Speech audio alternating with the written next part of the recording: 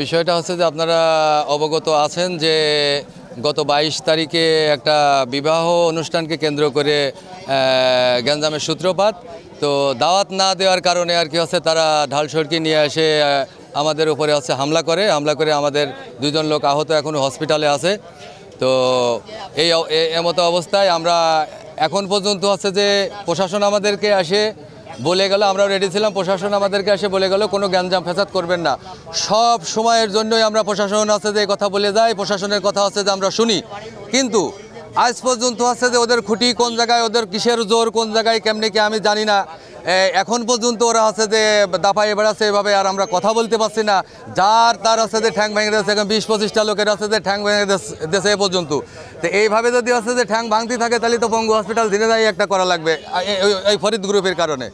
আর এই যে অঞ্জন সন্ত্রাসী বাহিনী বা বেপরোয়া বাহিনী নামে হচ্ছে যে তাদের ফেসবুকে যে পেজ আছে, তো এরা হলো সন্ত্রাসী কর্মকাণ্ড সবসময় চালিয়ে বেড়ায় এবং অতর্কিত হামলা মানুষের করে আর কি।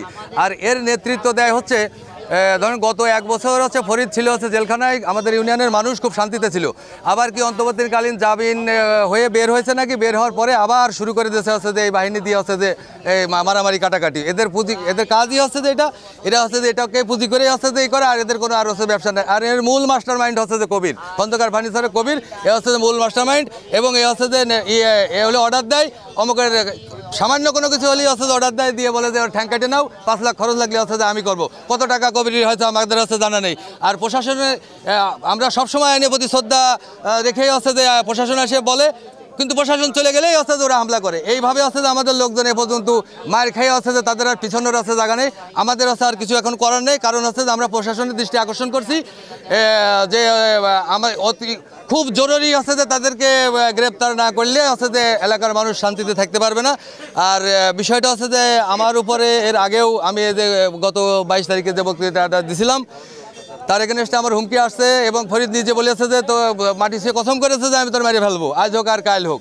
তো আমি হচ্ছে যে আমি নিরাপত্তাহীনতায় ভুগছি। আমি প্রশাসনের দৃষ্টি আকর্ষণ করছি যে অবশ্যই এই সন্ত্রাসীদেরকে যদি গ্রেপ্তার না করে তাহলে আমাদের এলাকার মানুষ কি করবে সেটা আমার আসলে এখন আমি বলতে পারছি না আর কি। এখন হচ্ছে যে আমাদের ঘুরে দাঁড়ানো ছাড়া কোনো হচ্ছে উপায় নেই। এই হলো আমার কথা।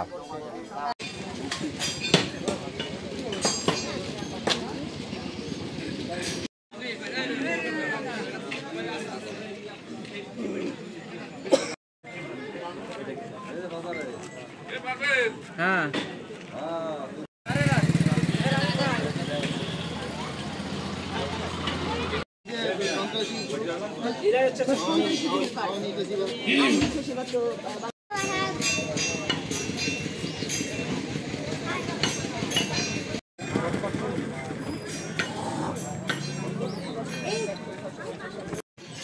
হাতটা ছেড়ে দেন, হাতটা ছেড়ে দেন।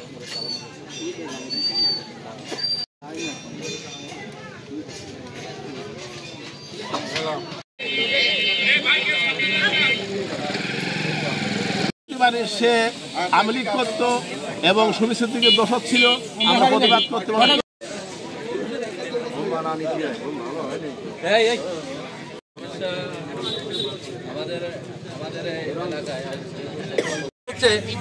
ধরুন গত 1 বছর হচ্ছে ফরিদ ছিল হচ্ছে জেলখানায়, আমাদের ইউনিয়নের মানুষ খুব শান্তিতে ছিল।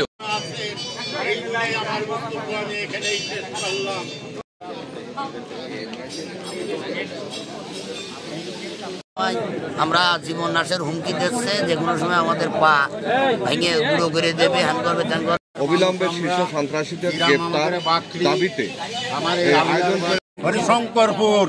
হরিশঙ্করপুর জোড়া মার্ডার করেও তারা ক্ষান্ত হয় নাই।